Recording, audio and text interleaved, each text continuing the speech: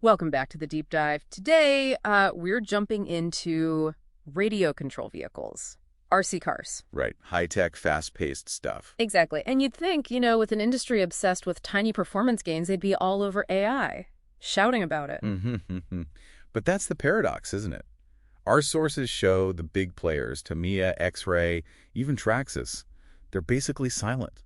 Like, officially, nothing on using AI in design. Complete silence. Yeah, and it seems strategic. Partly trade secrets, maybe, but also it's about protecting that brand image. The human expertise, the race-proven heritage. So what's our mission here for you, the listener?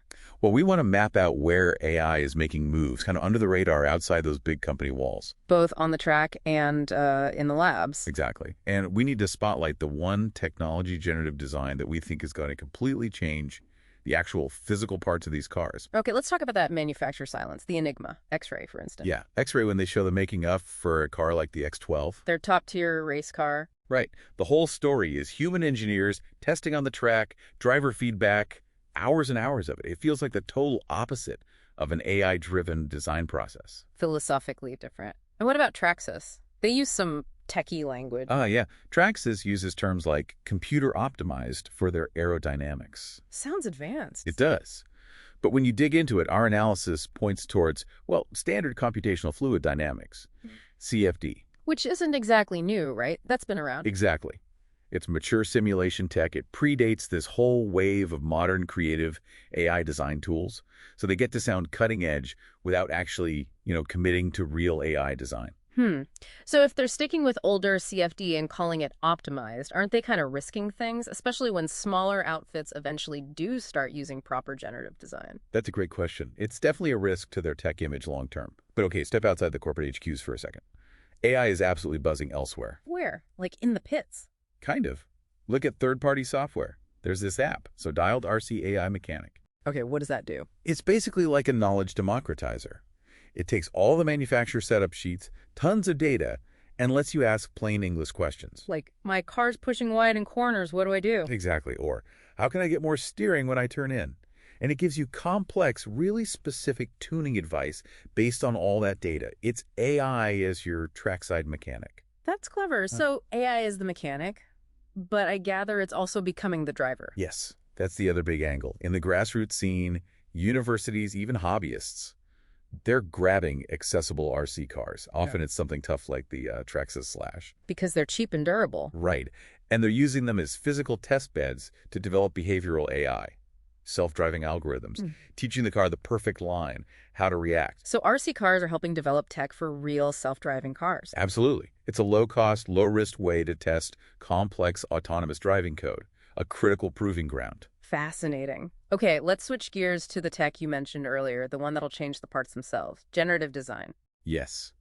This is the big one for physical components. How does it work? Simply. Okay, so instead of, a human sketching a part, the engineer defines the problem. You tell the AI, here are the points where force is applied. Here's the maximum weight I want. It needs to be this strong. You give it the rules of the game. Precisely.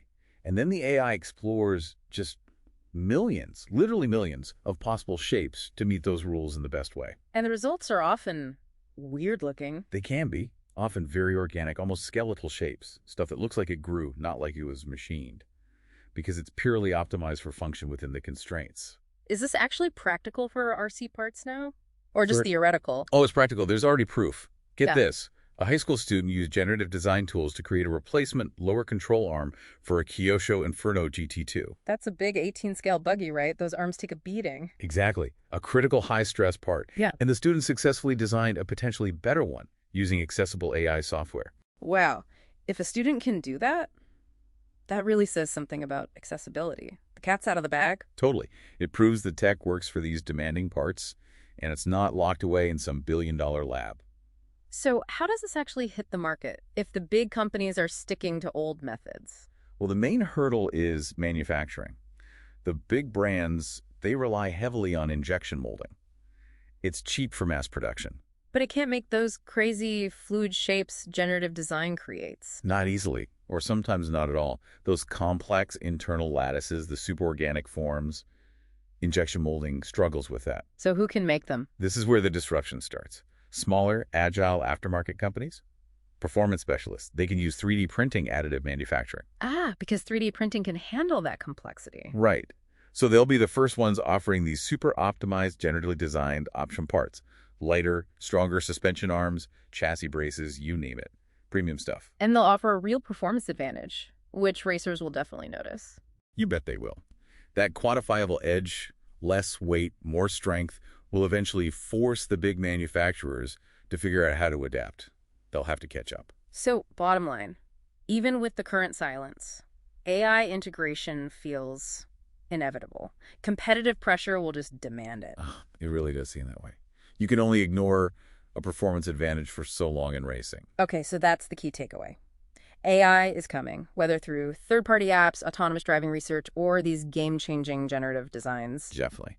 And we've kind of identified two really distinct paths here, haven't we? AI is the engineer designing better physical parts. Through generative design. And AI is the driver controlling the vehicle with autonomous systems.